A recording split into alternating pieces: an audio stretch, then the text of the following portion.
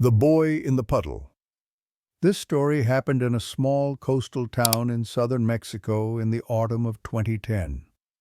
I cannot tell you the exact name of the place because the family who lived through it still resides there, and some wounds never fully heal. But I can tell you this: everything you are about to hear is true. Every detail, every whisper in the dark, every cold hand reaching from the water. If you have ever survived a hurricane, you understand the feeling. That moment when nature stops being the background of your life and becomes something that can kill you without warning. The sky turns the color of old bruises. The air grows thick and electric, and somewhere deep in your bones you feel it approaching. Something ancient, something hungry. But the most terrifying thing about this story is not the storm. The most terrifying thing is what the storm left behind. And sometimes what gets left behind does not stay buried. Santiago was 8 years old when it happened. He lived with his mother and grandmother in a small house near the drainage canal in a neighborhood where the streets transformed into rivers every rainy season. The house was nothing special.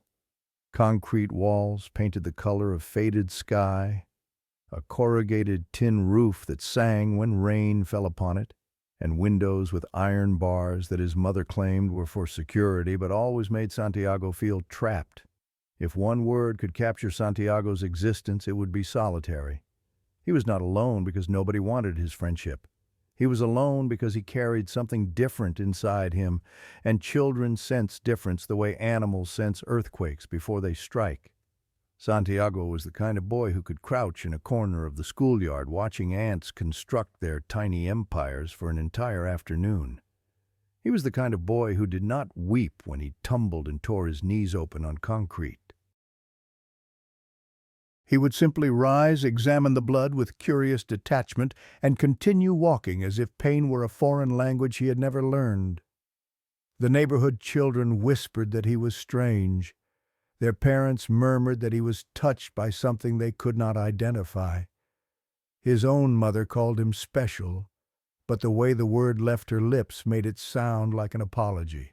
His mother, Doña Carmen, earned her living as a seamstress, not the elegant kind who crafted wedding gowns for blushing brides, but the practical kind who embroidered names onto school uniforms with thread the color of dried blood. Every morning she bent over her sewing machine, surrounded by mountains of polyester shirts, stitching letters until her fingers cramped and her eyes burned from strain. The money was never enough, but the thread never ran out.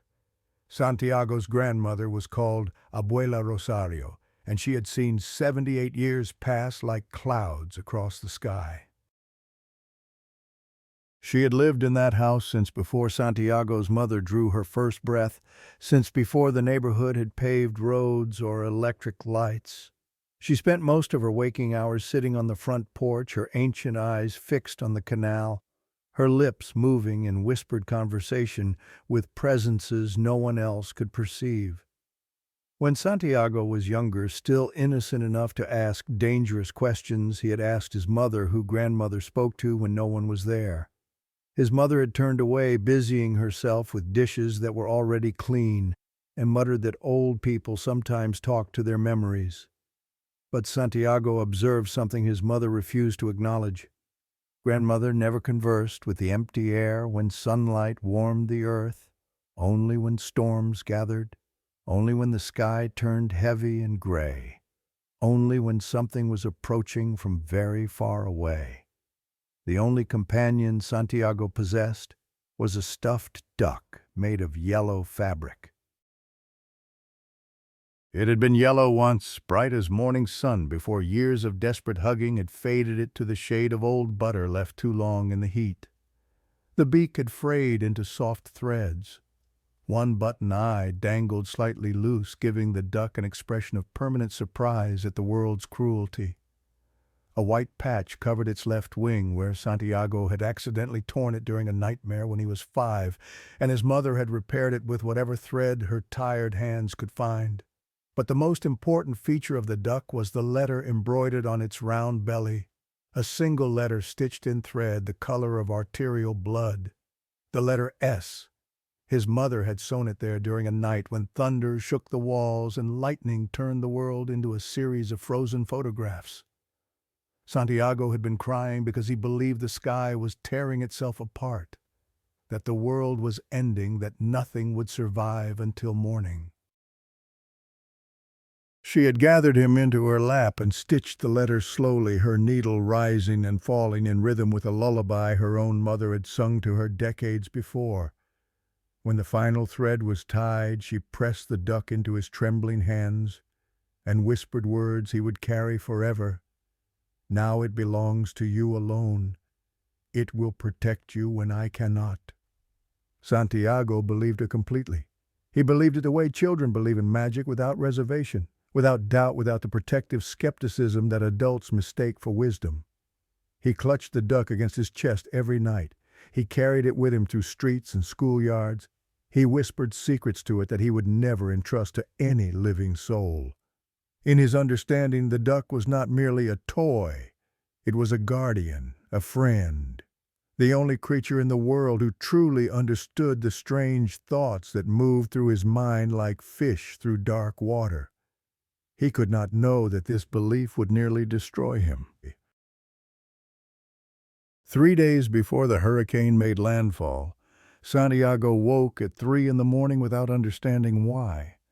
No nightmare had chased him from sleep.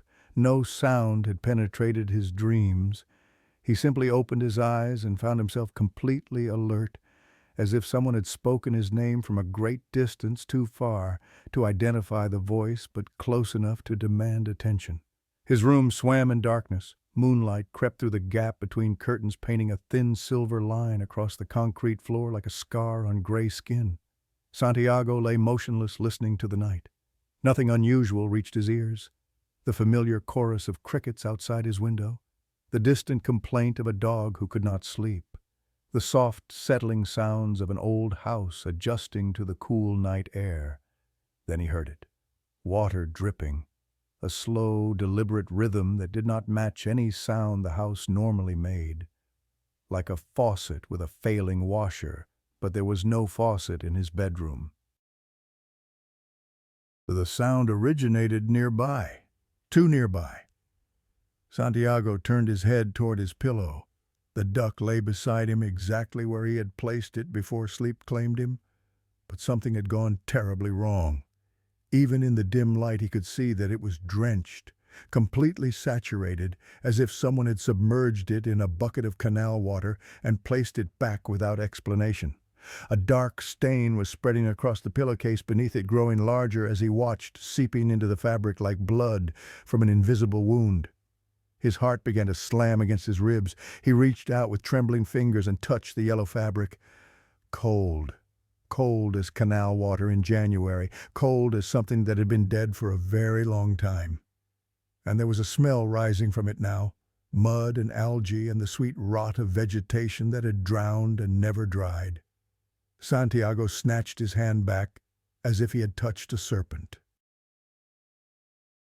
He pressed himself against the headboard sheets, tangled around his legs, staring at the duck with eyes that refused to blink. He wanted to scream, but his throat had sealed itself shut. Then he blinked, and everything changed. The duck was dry, completely dry. The pillowcase showed no stain, no water, no smell. Just a faded yellow stuffed animal lying innocently where it had always been, as harmless as any other childhood toy. I was dreaming, Santiago told himself, forcing the words through his mind like a prayer. I was still half asleep, and my brain showed me something that was not real. That is all it was. That is all it could have been. But sleep did not return to him that night. He sat rigid against his headboard until dawn began to gray the window, watching the duck, waiting for it to move again. And in the corner of his room, in the space where moonlight could not reach, he felt certain that something was watching him in return, something patient. Something that had been waiting for a very long time. The next morning, Santiago found his grandmother on the porch and told her what he had witnessed. She did not laugh. She did not dismiss his fear with the easy comfort adults usually offered to frightened children. She only looked at him with an expression he could not decipher. her ancient eyes holding knowledge she was not ready to share. Then she turned away without speaking a single word. His mother was less mysterious in her response. She ruffled his hair and smiled the tired smile of someone who had too many worries to add another. "You were dreaming, mijo. The weather is changing. People always have strange dreams when a storm is coming. It means nothing." Santiago wanted to accept her explanation. He needed to accept it. But that night, when he rose to use the bathroom at 2 a.m, he discovered his grandmother standing on the front porch. She faced the canal, her white nightgown ghostly in the darkness, and she was speaking, not to herself, to someone. Someone who stood in the shadows where Santiago could not see. He crept closer, pressing himself against the doorframe, straining to catch her words. Not yet, she was saying, her voice carrying the weight of desperate negotiation. "He is too young. Please. I'm begging you. You already took one from me. Do not take another." Santiago's blood turned to ice water. He wanted to demand an explanation. He wanted to run to her and shake her until the truth fell out. But fear held him paralyzed. Fear and something deeper. A certainty, cold and absolute, that he did not truly want to know who she was addressing in the dark. He retreated to his room and buried himself beneath his blankets, clutching the duck so tightly his knuckles ached with the strain. Outside, the wind had begun to rise, and the first drops of rain tapped against his window like fingers politely requesting entry. The evacuation order came at dawn. Santiago woke to the sound of a loudspeaker crackling through the streets, the words distorted by static but unmistakably urgent. "Attention all residents. Category 4 hurricane approaching. All families in the canal zone must evacuate to the technical secondary school before noon. Repeat, before noon." His mother erupted from her bedroom like a woman possessed by purpose. The house filled with the sounds of slamming doors and shouted instructions. She ran from room to room, grabbing documents, stuffing clothes into plastic bags, wrapping their important papers in waterproof layers. Santiago stood frozen in the middle of the living room, unable to move.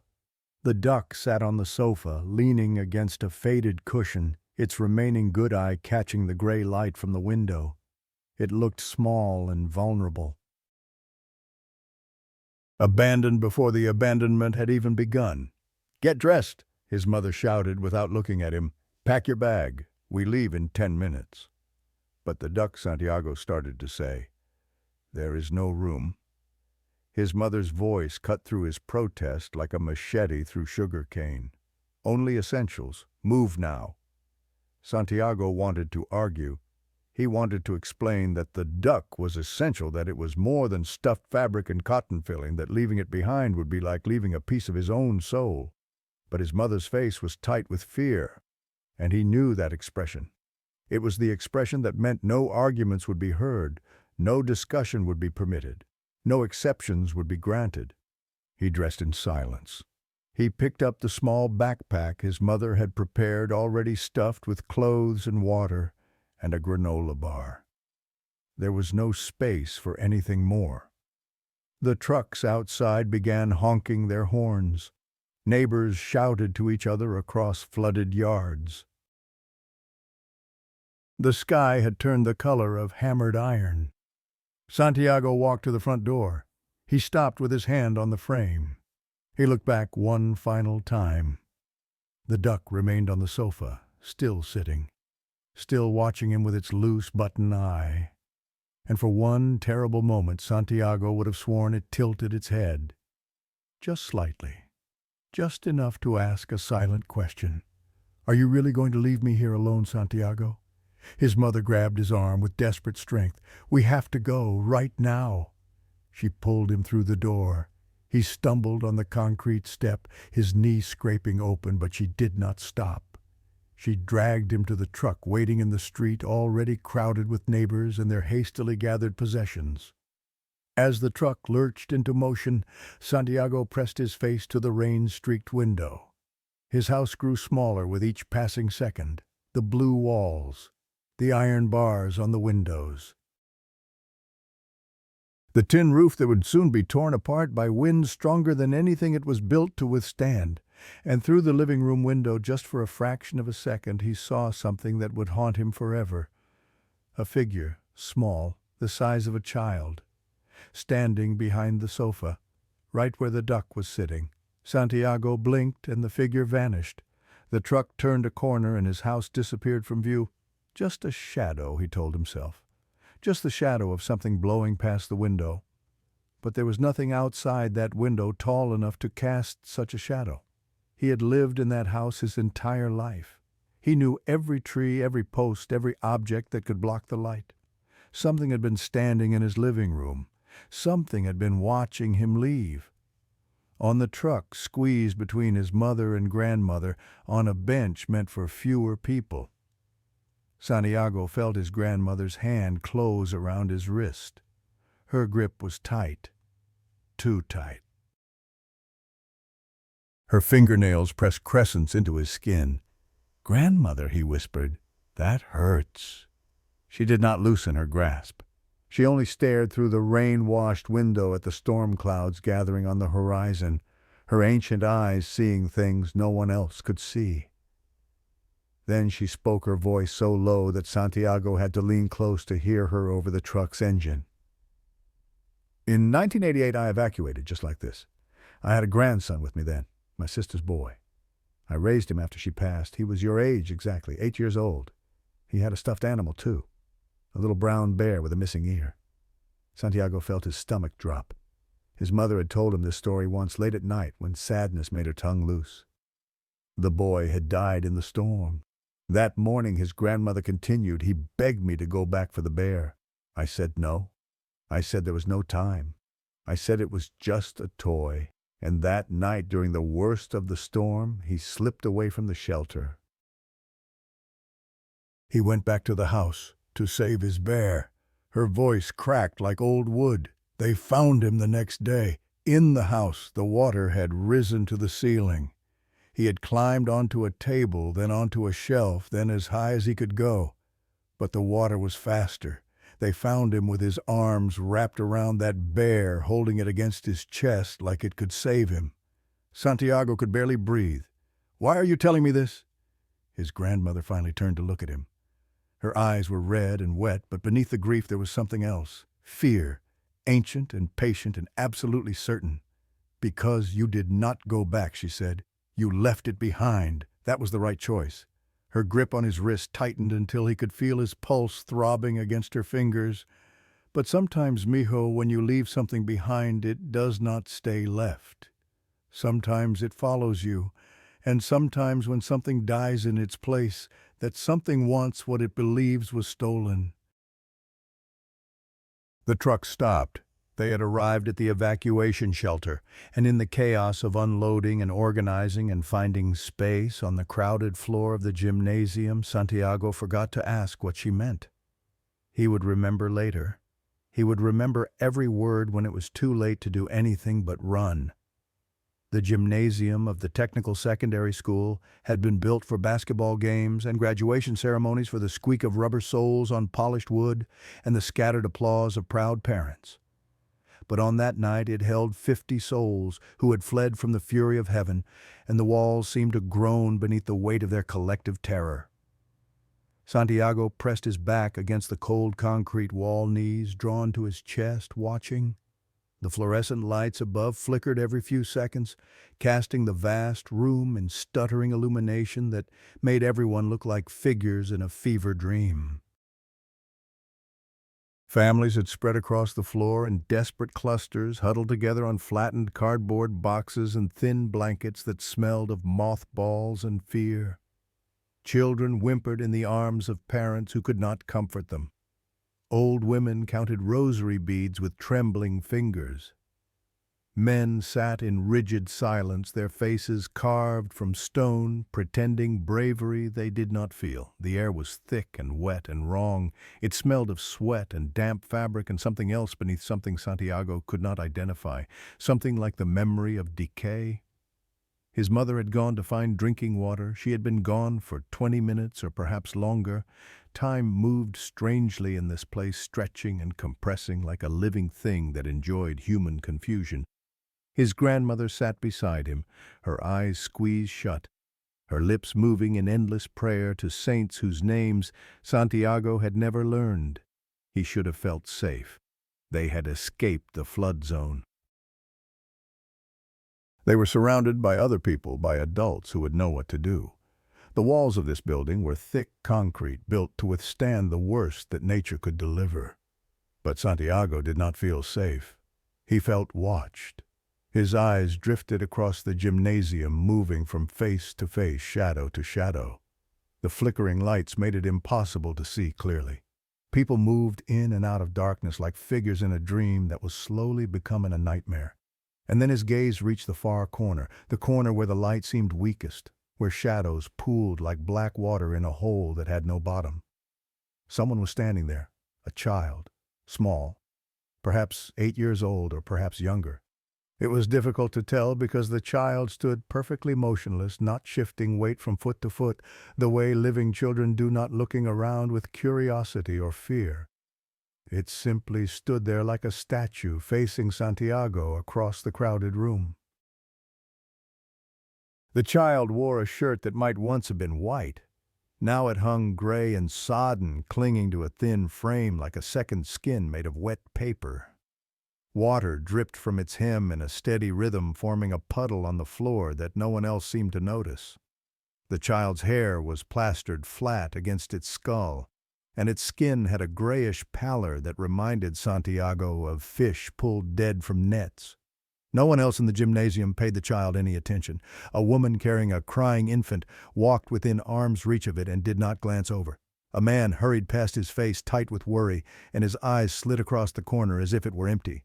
The child existed in a separate layer of reality, visible only to Santiago's eyes. Then the child smiled. It was not the smile of a child who has found a friend or heard something amusing. It was the smile of something that has waited a very long time and finally found what it was seeking. A smile of recognition, a smile of hunger. Santiago's heart threw itself against his ribs. He wanted to look away, but found that he could not. The child held his gaze with eyes that seemed to have no color at all, and Santiago felt something cold spreading through his chest, seeping into his lungs like water filling a sinking boat. A hand touched his shoulder. Santiago screamed, "Mijo, it is only me." His mother's voice sharp with concern. She crouched beside him, a plastic bottle of water clutched in her hand. "What happened?" "You look like you have seen something terrible." Santiago pointed toward the corner with a finger that would not stop trembling. "The child. Do you see it over there? The one who is completely soaked." His mother followed his gesture with her eyes. She squinted into the shadows, her forehead creased with confusion. "There is no one standing there," she said carefully. "Only empty space. But I can see it. It is right there. It is looking straight at me." His mother pressed her palm against his forehead, feeling for fever. "You are exhausted. Your mind is showing you things that are not real. Try to sleep. Everything will seem different when morning comes." She guided him down onto the thin blanket she had spread across the concrete. She covered him with her own jacket, tucked it around his shoulders, smoothed his hair back from his damp forehead, all the gestures of comfort that mothers perform without thinking. Santiago closed his eyes, but he did not sleep. Behind his eyelids he could still see the child smile, could still feel those colorless eyes fixed upon him. And somewhere in the gymnasium, so soft it might have been imagination, he heard the steady sound of water dripping onto concrete. The storm struck the building at 8 o'clock. There was no gradual approach, no gentle prelude of increasing wind and rain. One moment the world outside was gray and tense and holding its breath. The next moment, something enormous slammed into the structure with the force of a derailing train. The walls shuddered. The fluorescent lights flickered wildly, strobing the room in alternating flashes of white and absolute black. Someone screamed. Someone else began praying in a voice loud enough to cut through the rising howl of wind. Santiago sat upright, his heart trying to escape through his throat. His mother grabbed his hand and squeezed until he felt bones grinding together. His grandmother had not moved or opened her eyes, but her prayers had grown faster, more desperate words tumbling over each other in their rush to reach heaven. The sound was beyond description. It was not merely wind. It was a living thing, a beast made of air and water roaring its fury at the world of solid things. Tin roofs screamed as they were peeled away from nearby buildings. Glass shattered somewhere close. The gymnasium seemed to flex and sway as if the concrete itself had learned fear. Then the lights died. Total darkness descended. The kind of darkness that possesses weight that presses against your eyes like fingers that fills your mouth and makes you forget light ever existed. People screamed. Children wailed. Chaos became absolute. Someone fumbled with a flashlight. A thin beam cut through the blackness, sweeping across faces frozen in terror. Then another flashlight flickered to life, and another. Small islands of yellow light in an ocean of dark. But the lights were dying even as they were born. Santiago watched one flashlight flicker dim and go dark. Its owner shook it desperately, slapped it against his palm, but nothing happened. The batteries had drained. Another light followed its beam, guttering like a candle in strong wind. One by one the lights were failing, as if something was feeding on their power. "Stay together," someone shouted into the chaos. "Nobody move. Stay exactly where you are." Santiago felt his mother's arms wrap around him, pulling him close. He buried his face against her chest, trying to block out the sounds of the storm and the screams of terrified strangers. But he could not block out the certainty growing in his mind. Something was wrong beyond the hurricane. Something was inside the gymnasium with them. A flashlight beam swept past where he huddled. In that brief flash of illumination, he saw something that stopped his breath. The soaking child was no longer in the corner. It stood in the center of the gymnasium, now surrounded by huddled families who could not see it, who had no idea it was there. It had moved closer, much closer, and it was still looking directly at Santiago. The light moved on. Darkness swallowed the child. But Santiago knew it remained there, knew it was still watching, knew it was still wearing that hungry, patient smile. He pressed closer to his mother and squeezed his eyes shut. Outside, the hurricane screamed. Inside, something far worse was waiting. The knocking began at 1 a.m. By then, the storm had reached its full fury directly overhead. The wind had become a constant shriek, so loud and unrelenting that it stopped being sound and became physical pressure against the eardrums. Rain hammered the roof like a million fists, demanding entry.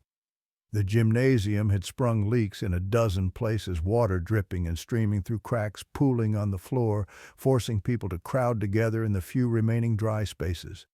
Santiago had not slept. He had not even closed his eyes for more than a few seconds. He sat with his back pressed against his mother, her arms still wrapped protectively around him, and he stared into the darkness, watching for movement, watching for the child who should not exist. Then he heard it. Beneath the roar of the storm, beneath the crying and praying and panicked whispers, there was something else, a rhythm, a pattern. Knock, knock, knock, slow. Knock. Deliberate, coming from the main entrance of the gymnasium. At first, Santiago thought he was imagining it. The storm was playing tricks with sound. But then someone else heard it too. "There is someone at the door," a woman shouted. "Someone is outside trying to get in." "That is impossible," a man responded. "Nobody could survive out there." Knock, knock, knock. Louder now, more insistent. The sound sliced through the chaos like a blade, and suddenly everyone fell silent. Everyone was listening. Everyone was staring toward the door. "We have to let them in," someone said. "They will die in the storm." An old man near the entrance rose slowly to his feet. Santiago recognized him, Señor Morales, who lived 3 houses down from them. A retired fisherman with skin like old leather and eyes that had witnessed too much ocean. "Do not open that door." His voice was quiet, but it carried. There was something in it, a certainty forged from decades of experience that commanded attention. But if there is someone trapped outside, listen to me." The old fisherman's voice hardened like cooling iron. "I have survived 4 hurricanes. I have seen things during storms that I will never speak of again. And I am telling you now as someone who knows, do not open that door. Not everyone who knocks wants to be saved, and not everything that knocks is human." The gymnasium went completely silent. Even the children stopped crying as if they could sense the shift in the air. Knock, knock, knock. Then a voice, coming from outside, muffled by the heavy door but still audible, a child's voice, high and thin and wrong. "Let me in, please, I'm so cold. Please let me in." Someone moved toward the door. A young mother, her face twisted with maternal instinct. "That is a child out there. We cannot let a child die." Senor Morales stepped into her path. "That is not a child." The knocking changed. It was no longer knocking. It was pounding. The door shook in its heavy frame. The metal hinges groaned under strain they were never designed to bear. "Let me in." The voice had changed too. Still recognizable as a child's voice, but something else had crept into it. Something that layered beneath the words like rot beneath fresh paint. "Let me in. Give me back what you took. It belongs to me. Give it back." Santiago stopped breathing. Every muscle in his body went rigid. "Give me back what you took." The words echoed in his skull. It was talking about the duck. It had to be talking about the duck. He felt his grandmother's hand close around his wrist, her grip like iron bands. "Do not answer," she whispered directly into his ear. "Do not speak. Do not even think about it. Thoughts can be heard by things that listen." The pounding grew more violent. The door bent inward with each impact, the metal warping under force that nothing child-sized should possess. "I know you are there. I can smell you. I can smell what you stole from me." Then, as suddenly as it had begun, the pounding stopped. Silence rushed in to fill the void. Even the storm seemed to hold its breath. Seconds crawled past. A minute, 2, 3. "It is gone," someone finally whispered. Nobody moved. Nobody dared to verify the hope. Santiago kept his eyes fixed on the door, waiting for it to burst open, waiting for the thing outside to pour through like floodwater. But nothing happened. The door held. The storm continued its assault on the building, but the knocking did not return. When morning finally came gray and exhausted, someone found the courage to examine the entrance. The door was covered in marks, deep gouges in the metal surface, as if something had clawed at it with desperate strength. At the bottom of the door, pressed into the mud that had splashed against the threshold, there were 2 handprints. One was large, adult-sized. The other was small, the size of a child's hand, and both were facing inward. As if something had been pushing from inside, trying to get out into the storm. The hurricane passed by the following noon. The evacuees emerged from the gymnasium like survivors of a shipwreck, blinking in weak sunlight, afraid to believe they were still alive. Santiago walked between his mother and grandmother, his feet moving automatically, while his mind remained trapped in the darkness of the night before. He could not stop thinking about the knocking, about the voice, about the scratches on the door and the handprints in the mud. His mother kept glancing at him with worried eyes, but she did not ask what was wrong. Perhaps she did not want to know. Perhaps she already understood and was afraid to say it aloud. The world outside had become unrecognizable. Trees that had stood for generations lay uprooted across roads, their exposed roots reaching toward the sky like the fingers of drowning men. Power lines dangled from broken poles like the entrails of slaughtered giants. Water covered everything, brown and thick with debris, reflecting the gray sky like a mirror made of mud. The smell was worst of all. Decay and sewage and the sweet rot of vegetation torn apart by fury. They walked toward home. The journey that normally took 10 minutes stretched into more than an hour. They waded through water that reached Santiago's waist in some places. They climbed over fallen trees. They navigated around collapsed walls and scattered belongings that had lost their owners forever. When they finally reached their street, Santiago's mother stopped walking. The house was still standing. That was the first thing he noticed. The walls remained intact. The roof had lost some panels, but most of it held. Compared to some of their neighbors' homes, which had been reduced to rubble and memory, their house looked almost untouched. But something was wrong. The front door stood open, not broken, not torn away by wind, simply open, swinging gently on its hinges as if someone had walked through and forgotten to close it behind them. "I locked that door," his mother said. Her voice was barely a whisper. "I know I locked it before we left." They approached slowly. His mother went first, pushing the door wider, peering into the shadows inside. Santiago followed close behind, his heart hammering. The interior was destruction. Furniture had been tossed and tumbled by the floodwaters that had surged through the house. The refrigerator lay on its side door, hanging open, interior, empty and dark. The television rested face down in a pool of brown mud. Everything was coated with a layer of silt, and the smell was overwhelming. Mold and rot and things that had drowned and begun to decompose. But none of that was what made Santiago stop breathing. It was the handprints. On the wall of the living room, starting at knee height and stretching upward toward the ceiling, there were handprints. Dozens of them. Pressed into the mud that coated every surface, perfectly preserved, each one showing every finger and every line of the palm. They were small, child-sized, and they formed a pattern, a path, starting at the floor and climbing toward the ceiling as if someone had been trying to escape the rising water, trying to climb to safety, trying desperately to survive. His mother made a sound that was not quite a word. She pressed both hands against her mouth. His grandmother stood in the doorway, her eyes moving slowly across the handprints with an expression of terrible recognition. Santiago walked closer. His legs moved without his permission, carrying him toward the wall. He raised his own hand and placed it against one of the muddy prints. It matched exactly, the same size, the same shape, as if his own hand had made the mark. "Someone was in our house," he whispered. "Someone was here during the storm." "No." His grandmother's voice was flat and certain. "Something was here. Something that wants you to believe it was human. Something that wants you to feel guilty for surviving." Santiago turned to look at her. She was staring at the corner of the room, at the sofa, at the place where he had last seen the duck. The cushions were soaked and stained with mud, but there was nothing on them. No yellow fabric, no button eyes, no red-stitched letter. The duck had vanished. "Where is it?" his mother asked, her voice trembling. "Where is your toy?" "I do not know."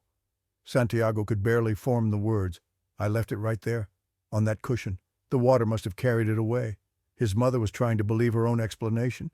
"It probably floated out through the door." "No." Grandmother crossed herself slowly. "The water did not take it. Something came for it. Something came into this house while the storm raged, and it took what it believed belonged to it." She looked at Santiago with eyes that held both sorrow and fear. "You need to find it before sunset. Before it uses the connection against you, before the bond grows too strong to break. Find it." Santiago felt lost. Find it where his grandmother was silent for a long moment.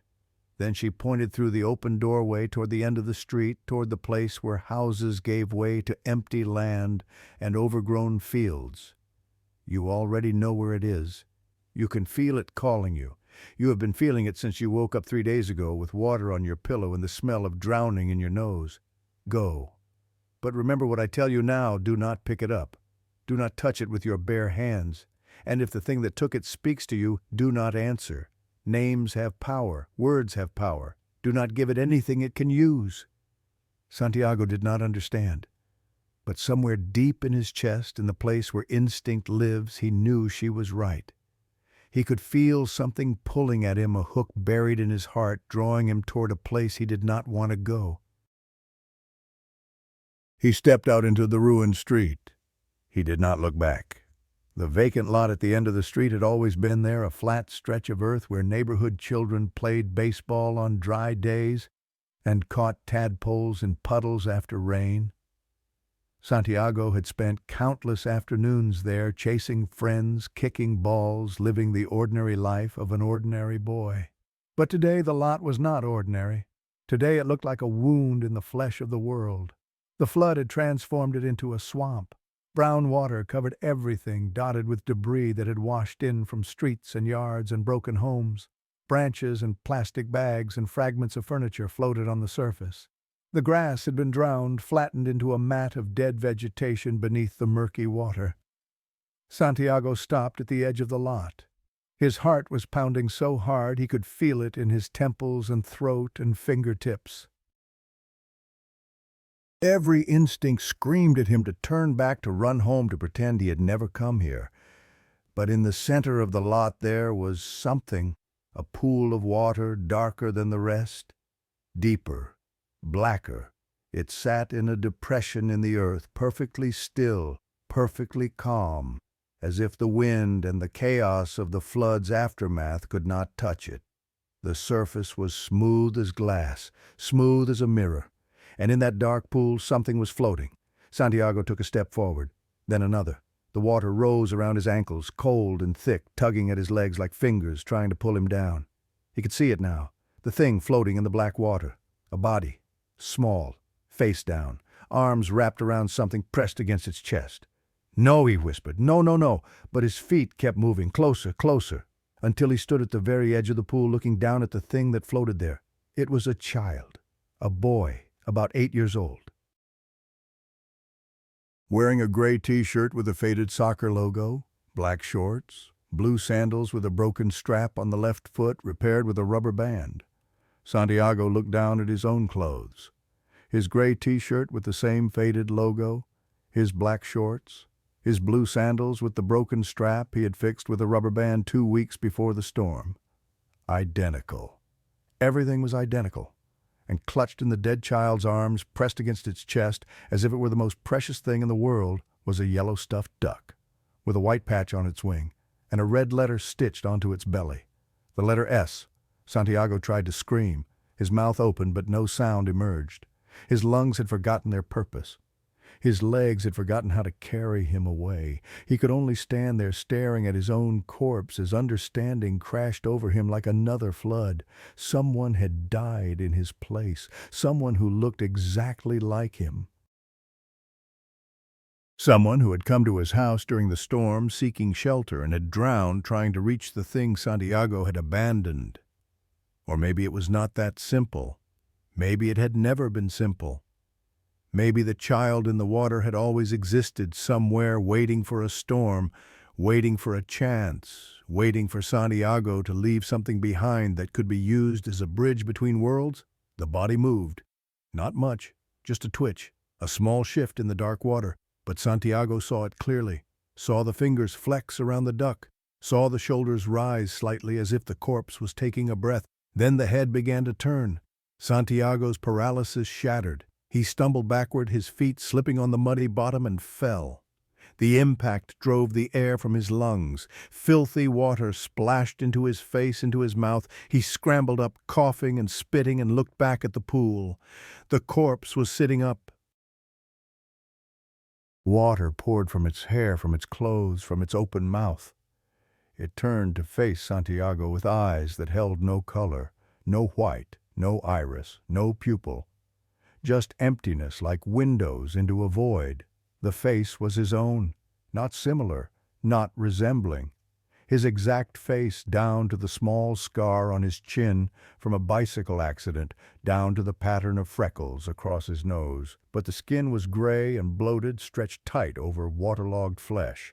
The lips were purple, drawn back from teeth that were too white and too perfect. And the eyes, those empty eyes, looked at him with something that was not quite hatred and not quite hunger, but contained both.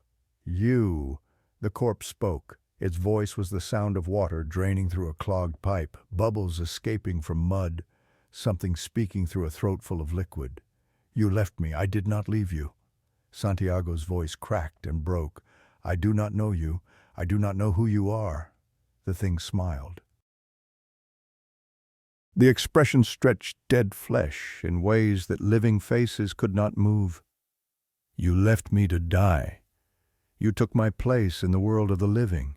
You took my future. And you left me here in the dark and the cold, while you went on breathing and laughing and sleeping in a warm bed with a mother who loves you. I did not do anything to you. I was not even here when the storm came. The thing began to crawl out of the pool. Its movements were wrong, disjointed, like a puppet being operated by someone who had never studied how bodies were supposed to work. Water streamed from it as it moved, and where the water touched the ground, the earth turned black, as if poisoned. You survived, it said. That is enough. You breathed while I drowned. You lived while I rotted. Every day you wake up, every meal you eat, every word you speak should have been mine, and now you stand there telling me you did nothing. It was close now, close enough that Santiago could smell it. Rot and stagnant water and the sweetness of flesh that had begun to decay. I want what you stole. Its voice dropped to a whisper that somehow carried more menace than any scream. I want your life. I want your breath. I want your name. Give them to me and the pain will end quickly. Refuse and I will take them anyway, but I will make sure you feel every moment of the drowning. Santiago's back struck something solid, a tree. He had nowhere left to retreat. The thing reached for him with bloated hands, fingers, splayed nails, blackened and peeling. And something inside Santiago broke open. Not his courage, not his hope, something older than both. Something that had been sleeping in his blood since before he was born, waiting for a moment exactly like this one. No, he said. The word came out quiet but steady. The thing stopped, its hand hovering inches from Santiago's face. No, I did not kill you. I did not ask you to die in my place. I did not even know you existed until 3 days ago. The thing's empty eyes narrowed. I am sorry you died, Santiago continued. The words flowed from somewhere he did not recognize, from some source deeper than thought. I am sorry you were afraid and alone and cold. I am sorry no one came to save you. But destroying me will not bring you back. It will just mean that 2 children died instead of 1. It will just mean more pain, more anger, more children dragging other children into the dark forever. Stop it. The thing's voice lost its cold certainty. Something else crept into it, something that sounded almost like fear. You were a child, just like me. You did not deserve what happened to you. Nobody does. And if I could change it, if I could trade my life for yours, I would think about it. I really would. But I cannot. The past is finished. The only thing either of us can choose is what happens next. The thing stood frozen water dripping from its ruined form, its empty eyes fixed on Santiago's face. Tears were running down its cheeks. Not water from the pool, actual tears, clear and human, cutting tracks through the mud on its skin. I do not know how to stop it, whispered. I have been angry for so long. The anger is all I have left. If I let it go, there will be nothing left of me at all. Then let me help you. Santiago extended his hand, not to grab, not to fight, just offering. Let me help you find peace. The thing looked at his hand for a long moment. Then it looked at the duck still clutched against its chest. Then it looked back at Santiago's face. I cannot, it finally said. I want to. Part of me wants to so badly, but the hunger is stronger than I am. It will not let me stop. It will never let me stop. It stepped back toward the black pool. Go, it said. Go and do not return to this place. I will not chase you today. You showed me kindness, and I remember what kindness felt like, even if I cannot feel it anymore. But do not think this is finished. The hunger will return. It always returns. It turned away, moving back toward the water that had birthed it. Someday you will be old, it said without looking back. Someday you will be tired and weak and ready to let go. And when that day comes, I will be here, waiting, the way I have always been waiting. That is my promise to you. When your strength finally fails, I will come to collect what is owed. It walked into the pool. The black water rose around it, accepting it back. The surface closed over its head without a ripple. And then it was gone, and Santiago was alone in the vacant lot with the debris and the silence and the fading light of afternoon. But the duck remained. It lay at the edge of the pool where the thing had dropped it, yellow fabric stained with mud-button eyes staring up at the sky. Do not touch it, his grandmother had warned. Do not pick it up. Santiago looked at the duck for a long time. Then he turned and walked away, leaving it where it lay. He did not look back. That night Santiago told his grandmother everything. She listened without interrupting, her ancient face unreadable, her hands folded in her lap. When he finished, she was silent for a long moment. "You did well," she finally said. "Better than I did when I was young. Better than your uncle did. You faced it, and you did not let fear make your choices, but it is not over." Santiago could not keep the despair from his voice. "It said it would wait. It said it would come back when I'm old." "Yes." His grandmother nodded slowly. "That is the curse of los niños del agua. They are patient. They have nothing but time. But you have something they do not have. What life? Every day you live fully is a day stolen from its grasp. Every moment of happiness, every achievement, every connection with another human being makes you stronger and makes it weaker. It feeds on fear and guilt and loneliness. If you refuse to give it those things, it will starve." She took his hands in hers. "I have been running from my own shadow for nearly 50 years, she said. "I have made mistakes. I have let fear control too many of my choices. But I am still here, still breathing, still capable of love. And that means I have won more battles than I have lost. What happened to your shadow, the one that followed you? It is still out there, somewhere, waiting for me to grow weak enough for it to finally take what it wants. But I have decided something, mijo. I have decided that when my time comes, I will face it standing up. I will not let my last moment be one of fear." She squeezed his hands. "Promise me you will do the same. Promise me you will live first and worry later.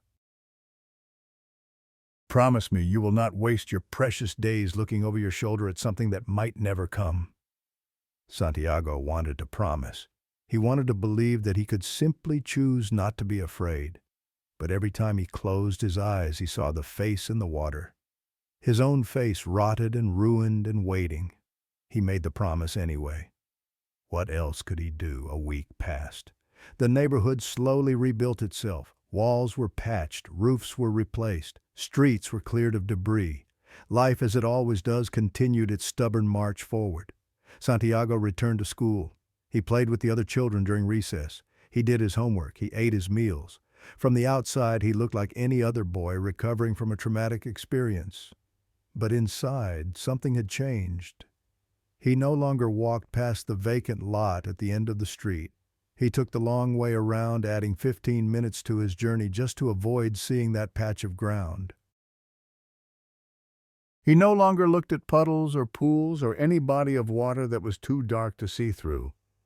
And every night before allowing himself to sleep, he checked every corner of his room, looking for wet footprints, listening for the sound of dripping water. He never found anything. But he never stopped checking. Then, one morning, his mother came into his room with something in her hands. Her face was bright with happiness, the kind of uncomplicated joy that Santiago had not seen since before the storm. "Look what someone found," she said, holding up her discovery. It was the duck. Santiago's blood turned to ice. The duck was clean, impossibly clean, as if it had just been washed and dried and carefully restored. The yellow fabric was bright. The button eye was secure. The red thread of the letter S stood out like a fresh wound against the white belly. A little boy brought it by this morning. His mother continued oblivious to the horror spreading across Santiago's face. "He said you dropped it and he wanted to return it. Was that not thoughtful of him, a boy?" Santiago's voice came out as a croak.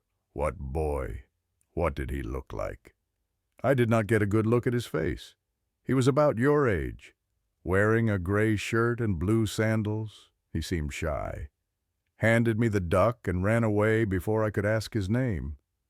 She paused, frowning slightly. "Strange thing, though. Now that I think about it, he reminded me of someone." She laughed. "Actually, he reminded me of you. Could have been your twin brother." Santiago felt his knees buckle.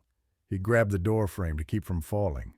His grandmother appeared behind his mother. She took one look at the duck and all color drained from her face. Where did that come from? A boy brought it back. Is something wrong? Why do you both look so frightened? His grandmother crossed the room and took the duck from his mother's hands, holding it away from her body as if it might bite. Did you touch it? She asked Santiago. Did you pick it up? No, I have not touched it at all. Good, keep it that way. She carried the duck to the kitchen while his mother followed, demanding explanations that his grandmother did not offer. Santiago stood alone in his doorway, unable to move. It had found him. It had come to his home. It had spoken to his mother, handed her the bridge between worlds, and walked away knowing exactly what it had done. The connection was not broken. It had never been broken. And now, with the duck back inside the house, it was stronger than ever. That night, Santiago dreamed. He dreamed he was back in the house during the storm. Water was rising around him, cold and black and hungry. He climbed onto a chair, then onto a table, then pressed himself against the ceiling as the water rose higher and higher. But there was nowhere left to climb. The water reached his chin, his mouth, his nose. He woke up gasping, sheets soaked with sweat. From somewhere in the house he heard a sound that should not have been there. A child's voice humming a lullaby, the same lullaby his mother used to sing to him during thunderstorms. And the sound was coming from the kitchen, from the shelf where his grandmother had placed the duck. Santiago did not sleep again that night. In the morning his grandmother performed a ritual she said her own grandmother had taught her long ago. She surrounded the duck with salt. She burned copal incense until the smoke filled the kitchen. She spoke words in a language Santiago did not recognize, a language that seemed older than Spanish, older than any tongue that had a name. Then she placed the duck in a clay pot and sealed the lid with melted wax. This will not destroy the connection, she explained. Nothing can do that except time and distance and the death of one of you. But it will muffle the signal. As long as the duck stays in this pot and the pot stays sealed, it cannot call to the thing in the water, and the thing cannot use it to find you. For how long I do not know. Years maybe, decades if we are lucky. The seal will weaken eventually. Everything weakens eventually. But by then you will be grown. You will be strong. You will have a life that is worth fighting for. She placed the pot on the highest shelf in the kitchen, far out of reach. Live well, mijo. That is the only real protection. Live so fully that when the darkness finally comes for you, it finds nothing but light. Santiago looked at the pot on the shelf. He could almost feel the duck inside, waiting. The thing in the water had promised to return when he was old and weak. He had 60 years, maybe more, before that promise came due. 60 years to live, 60 years to love, 60 years to build something worth defending. It was not safety, it was not peace, but it was time. And time, he was learning, was the most precious thing of all. 60 years passed. Santiago grew up and grew old, though not in the way he had expected when he was 8 years old, and the world was full of terrors he did not understand. He left the coastal town as soon as he was old enough to make his own decisions, moving north to Monterey for university, then further north to a city near the border where no one knew his name or his history. He became a bookkeeper. Numbers made sense. Columns balanced, rules stayed constant. In a world where ancient things crawled out of floodwater to claim children's lives, there was profound comfort in spreadsheets. He married once, a kind woman named Lucia, who laughed at his jokes and did not ask about the scars on his soul. They had 23 good years together before her heart failed on an ordinary Tuesday morning. He buried her in a cemetery on a hill overlooking the city and visited every Sunday until his own legs grew too weak to make the climb. His grandmother died when Santiago was 21, slipping away peacefully in her sleep after 87 years of fighting shadows. Before she passed, she made his mother promise to keep the clay pot sealed and hidden, to send it to Santiago only when the time was right, only when there was no other choice. His mother kept that promise for 47 more years. She died 3 weeks before Santiago's 68th birthday, surrounded by family he barely knew in a town he had not visited in decades. She had grown frail in her final years, her mind wandering to places no one could follow, but she had remembered her duty. In the package that arrived at Santiago's apartment the day after her funeral, there was a clay pot with a cracked wax seal, and a note in her trembling handwriting. "Your grandmother wanted you to have this when I was gone. She said you would know what it means. She said to tell you the time has come. Face it, standing up." Santiago sat at his kitchen table for a long time, staring at the pot. He was 68 years old. His joints ached with the particular pain of age. His eyes needed glasses for everything now. His heart had developed a murmur that the doctors watched with careful concern, old, weak, tired, exactly as the thing had promised to wait for. He opened the pot. It was empty. No duck, no yellow fabric, no button eyes, nothing but a residue of salt and dried herbs at the bottom, and a smell that transported him instantly back to childhood. The smell of stagnant water, of things that had drowned and never surfaced. The binding was broken, the duck was gone, and something that had waited 60 years was finally free. The phone rang that evening, a cousin he barely remembered calling about his mother's estate. But there was something else, the cousin said. Something strange had happened at the funeral. A little boy had appeared at the cemetery. No one knew who he was or where he had come from. He had stood at the edge of the crowd, watching the service, not speaking to anyone. And when someone finally approached to ask if he was lost, he had smiled and said 5 words. "Tell Santiago I'm waiting." Then he had walked away, toward the coast, toward the town where Santiago had been born, toward the vacant lot where nothing had grown for 60 years. Santiago booked a flight that night, not because he wanted to go back, not because he was brave enough to face what was waiting, but because he understood at last what his grandmother had always known. You cannot run forever. You can only choose where you make your stand. And his running had finally come to an end. The town had transformed in 60 years. New buildings lined paved roads. A shopping center squatted where the old market had once stood. But some things remained unchanged. The canal still cut through the neighborhood like an old scar. The houses near the water still flooded every rainy season. And the vacant lot at the end of the street was still there, still empty, still waiting. Santiago arrived at midnight during the worst storm the region had seen in decades. Rain fell in sheets so thick he could barely see the road. Wind screamed through the streets, and the water was rising again, creeping up from the canal, spreading across the ground, seeking low places to pool and deepen. He went to his mother's house first, found it dark and empty, found the clay pot sitting on a shelf in the kitchen, cracked open and useless. Then he went to the lot. The water was ankle deep and rising. Debris floated everywhere. And in the center of the lot, glowing faintly in the darkness, was the black pool, larger than he remembered, darker, so dark it seemed to swallow the light from his flashlight, to drink it down and give nothing back.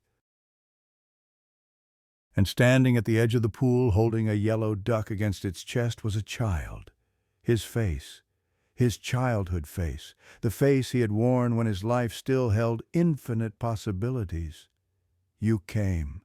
The thing's voice had not changed in 60 years, still wet, still wrong, still patient. I knew you would, eventually. I did not have a choice, Santiago said. His voice was steady despite the fear. You made sure of that. No, you made sure of it when you left me behind, when you chose to live while I drowned, when you ran away and never looked back. The child turned to face him fully. In the darkness, its empty eyes seemed to glow with their own terrible light. I am tired, it said. So tired of waiting, so tired of hunger, so tired of being alone in the dark. Then let it end. Santiago stepped forward. For both of us. End. The thing laughed. The sound was like water gurgling down a drain. Why would I want it to end? I have waited 60 years for this moment. 60 years of patience. 60 years of hunger, and now you are finally here, old, weak, ready. Santiago took another step. He was close enough now to see the details of the duck, the faded yellow fabric, the button eye, the red letter on its belly still bright after all these years. "You promised you would wait until I was old and weak," he said. "Well, here I am, old, weak, barely able to walk without pain. I have lived the life you wanted to take from me. I have loved and lost and learned and forgotten. I have had 60 years that you never got, and now I am here offering you what you have always wanted." The thing went still. For the first time since Santiago had arrived, it seemed uncertain. "You are offering freely, yes." Santiago's voice did not waver, "but on one condition." "What condition?" "That it ends with me, that you take what you came for and then you rest. No more hunting, no more waiting in the dark for other children to leave things behind. Just peace. For both of us." The thing stared at him for a long moment. "You would trade your life for their safety. Children you have never met. Children who will never know what you sacrificed." "Yes," Santiago said simply. "That is what it means to have lived a human life. You learn that some things are worth more than your own survival." The thing looked down at the duck in its arms. When it spoke again, its voice had changed. Smaller, younger, almost like the voice of the child it had once been before the water took it. "I do not remember what it felt like," it whispered. "To care about something more than yourself. I have been angry for so long. I forgot what came before the anger." It lifted its head. Tears were running down its gray cheeks, mixing with the rain. "Will it hurt, dying? I do not know," Santiago admitted. "I have never done it before." A sound escaped the thing. It might have been a laugh. It might have been a sob. "You are strange," it said, "for a human. For someone who is about to die. I have had 60 years to get used to the idea." Santiago held out his hand. "Come on," he said gently. "We have both been waiting long enough. Let us finish this together." The thing looked at his hand, at his face, at the storm raging around them. Then it reached out and placed its small, cold fingers in his palm.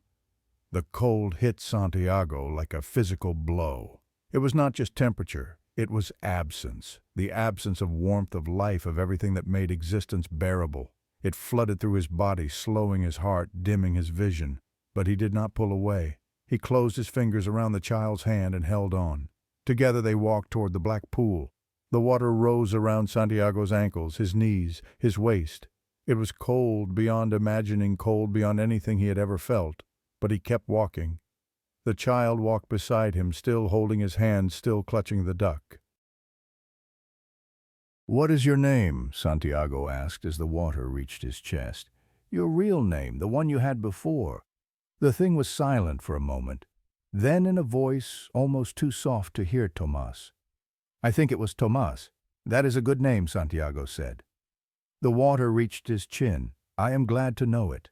The water closed over their heads. And in the darkness beneath the surface, as the cold took the last of his warmth and the water filled his lungs, Santiago felt something unexpected. Peace. Not happiness, not triumph, just peace. The peace of a long journey finally ending. The peace of a debt finally paid. The peace of two children separated by decades and death finally finding rest together. They found Santiago's body 2 days later, washed up on a bank a mile downstream. He lay face down in the mud, arms wrapped around something pressed to his chest. When they turned him over, they found that he was smiling. The smile of someone who had faced his fear and found it smaller than he expected. The thing in his arms was a yellow duck, faded and worn with a white patch on its wing and a red letter on its belly. But when they examined it closely, they found something strange. There was a second letter now, stitched in thread that looked ancient despite being newly sewn. T for Tomas. The people of the town still tell stories about that night, about the old man who came back after 60 years, about the storm that raged while he walked into the water, about the way the rain stopped exactly at dawn as if something had finally been satisfied. They say the vacant lot is different now. Grass grows there where nothing grew before. Children play baseball on dry afternoons, and none of them feel the chill that used to rise from the ground. They say the black pool is gone, filled in somehow, replaced by ordinary earth that holds no secrets. They say that on quiet nights, if you listen carefully, you can hear two children laughing somewhere far away, playing together, finally at peace. But these are just stories, the kind people tell to make sense of things that have no sense, the kind that turn tragedy into legend and legend into comfort. What really happened in that pool on that night in that storm, only Santiago and Tomas know the truth, and they are not telling. If you're listening to this story on a rainy night, I need you to understand something. The children of the water are real. They exist in places where floods have taken young lives. They wait in dark pools and forgotten corners for someone to need what they can offer. And they are patient, so very patient. If you have ever survived a storm that should have killed you, ask yourself who died in your place, who paid the price for your survival? And if you ever see a child standing in the rain outside your window, soaking wet, staring at your house with empty eyes, do not open the door. Do not speak to it. Do not even let it know you can see it.